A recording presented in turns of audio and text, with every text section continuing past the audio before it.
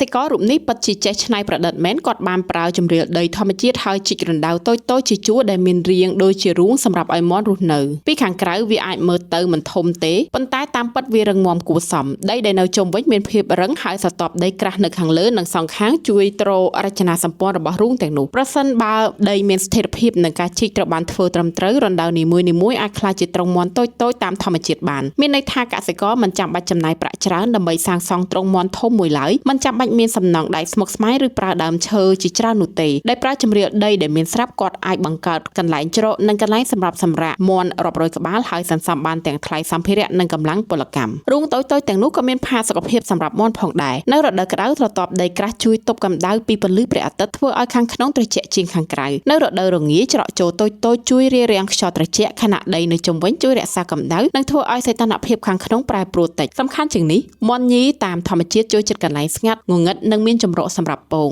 រូងទាំងនេះផ្ដល់បរិយាកាសបែបនោះបានយ៉ាងល្អមាន់មិនចាំបាច់ដើររកកន្លែងពងដោយខ្លួនឯងហើយបរិយាកាសដែលមានស្ថិរភាពក៏អាចជួយកាត់បន្ថយភាពតានតឹងរបស់វាបានផងដែរវាក៏ធ្វើឲ្យការប្រមូលសុទ្ធកាន់តែងាយស្រួលសម្រាប់កសិកររៀងរាល់ថ្ងៃគាត់គ្រាន់តែដើរតាមជម្រាលដីពិនិត្យមើលច្រករូងនីមួយៗហើយប្រមូលសុទ្ធបានយ៉ាងលឿនគាត់មិនបាច់ចំណាយប្រាក់ច្រើនលើការសាងសង់ទ្រុងប៉ុន្តែអាចធ្វើឲ្យការផលិតសុទ្ធមានស្ថិរភាពជាងមុននេះហើយជាវិធីដែលគំនិតសាមញ្ញនិងចំណាយតិចអាចបង្កើតប្រព័ន្ធដែលផ្ដល់ផលប្រយោជន៍បានច្រើន Boost Strong ឆ្ងាញ់រសជាតិដិតជ្រៅ